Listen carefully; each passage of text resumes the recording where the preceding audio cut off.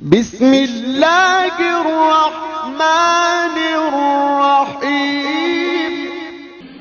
یا ایھا الذین آمنوا، اے ایمان والو، اوفوا بالعقود، پورا کرو عہد و پیمان۔ عقود عقد کی جمع ہے، عقد نکاح، عقد بے، عقد۔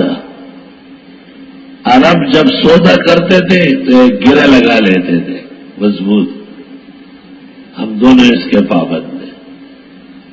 عقد یعقد، گرہ باندھنا، وٹ اور کال،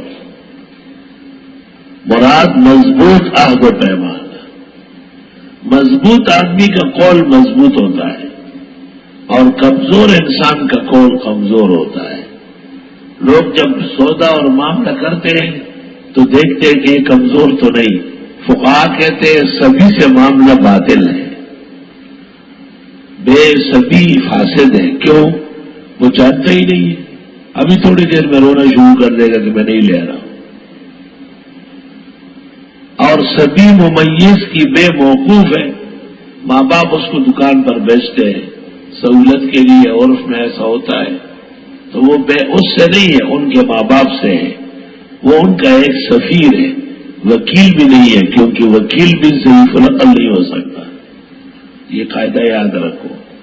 وکیل موکل سے عقل مند ہوتا ہے، موکل اس کو کہتا ہے کہ میں تعبیر نہیں کر سکتا ہوں، میری طرف سے آپ عدالت میں کھڑے ہو جائیں، وہ کہتا ہے بالکل اتنا فیس لینا ہوگا۔ تو صبیان جو سودے صرف کرتے ہیں بیوہ کے قاعدے کے مطابق وہ منعقد نہیں ہے، لیکن فقہا نے ایک اور سہولت دی ہے کہ یہ کہہ سکتا ہے کہ مجھے دال دے دو، تیل دے دو، گھی دے دو، چاول دے دو، یہ بات صاف ہے، یہ سفیر ہے، اور سفیر کوئی بھی ہو سکتا ہے۔ سفیر تو کبوتر بھی ہوتا تھا، ادھر سے پیغام ٹانگ سے باندھ لیتے تھے، ادھر کھول کر کے وہاں سے باندھ کے پھر وہ اڑ کے آ جاتا تھا۔ سفارت تو ہو سکتی ہے، وکالت نہیں ہو سکتی۔ صبیان کے ساتھ جتنے بیوہ ہیں یہ موقوف منعقد ہے۔ اگر ان کے ماں باپ نے کہا کہ ہم نے تو نہیں بھیجا، ہم نے تو نہیں بھیجا، تو یہ بالکل ڈسمس ہو جائے گی، اس کی حقیقت ختم ہو جائے گی۔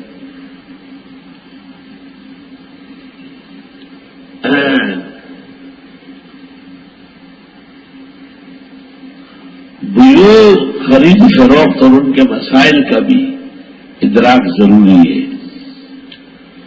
امام محمد تو کہتے ہیں ایمان کا پتہ خرید و فروخت سے چلتا ہے۔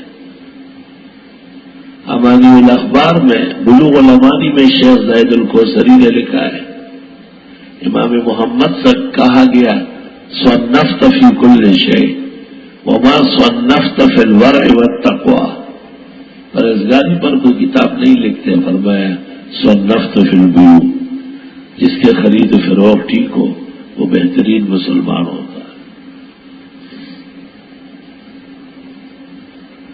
خرید و فروخت پوری زندگی پر حاوی ہے، کیونکہ بے یا صحیح ہوگی تو حلال ہے، یا غلط ہوگی تو حرام ہے، اور حلال و حرام کی حرمت میں سورہ مائدہ ہے، یا ایھا الذین آمنوا اوفوا بالعقود۔ ہدایہ ثالث میں ہے کہ زید بن ارقم نے ایک سودا کیا تھا، ام المومنین حضرت عائشہ کو پتہ چلا، انہوں نے زید بن ارقم کو فوراً خط لکھا کہ اس بے سے پیچھے ہٹو، توبہ کرو، وَإِلَّا أَبْطَلَ اللَّهُ حَجَّكَ وَجِهَادَكَ مَعَ رَسُولِ اللَّهِ صلی اللہ علیہ وسلم، ورنہ آپ نے جو جہاد اور حج ختم المرسلین کے ساتھ کیا ہے اللہ وہ باطل کر دے گا۔ معلوم ہوا کہ جو لوگ خرید و فروخت میں غیر محتاط ہیں ان لوگوں کی تمام نیکیاں اللہ نے ضائع کی ہے۔ سخت اندیشہ ہے بینکروں کے بارے میں کہ انہوں نے ایک حرام کو حلال کہا، فقہی لغزش کھا کر،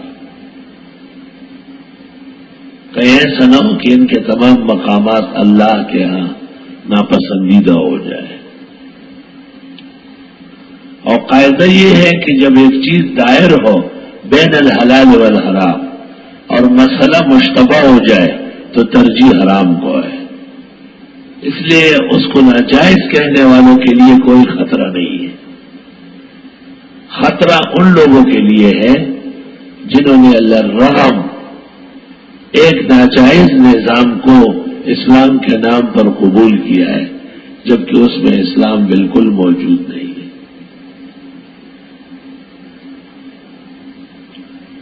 میں پہلے سمجھتا تھا کہ اس قسم کی فقہی لغزش شاید معاف ہے، جیسے مجتہدین کے بارے میں ہمارا نظریہ ہے کہ امام شافعی کہتے ہیں مقتدی کے لیے امام کے پیچھے فاتحہ ضروری ہے، امام ابو حنیفہ کہتے ہیں مقتدی کے لیے امام کے پیچھے فاتحہ پڑھنا حرام ناجائز.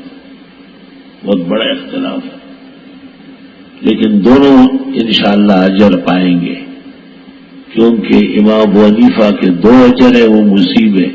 شافعی مفتی ہے تو ان کا 1 اجر ہے، مگر ملام نہیں ہے، عتاب نہیں ہوگا. میں اس نظریے پر قائم تھا. بخاری شریف کتاب الفرائض میں ایک واقعہ آیا، وہ واقعہ یہ آیا کہ ابو موسیٰ اشعری سے کسی نے مسئلہ پوچھا کہ ایک شخص مر چکا ہے اور اس کی بیٹی ہے، بہن ہے اور پوتی ہے، تقسیم وراثت کیسے ہوگی؟ کتنے وارث ہیں؟ 3. بیٹی لہو ابن و اخت و بنت الابن، یعنی بیٹی اور پوتی اور بہن. تو ابو موسیٰ نے کہا للبنت النصف للاخت النصف للبنت النصف وما بقي فللاخت. فرمایا کہ بیٹی تو آدھا لے گی اور جو آدھا بچ گیا وہ بہن لے لے گی اور پوتی کا کچھ نہیں ہے. لیکن مسئلہ نازک ہے، عبداللہ ابن مسعود سے پوچھو. وہ شخص عبداللہ ابن مسعود کے پاس چلا گیا اور انہوں نے کہا کہ ایک مسئلہ پیش آیا اور میں نے ابو موسیٰ اشعری سے پوچھا.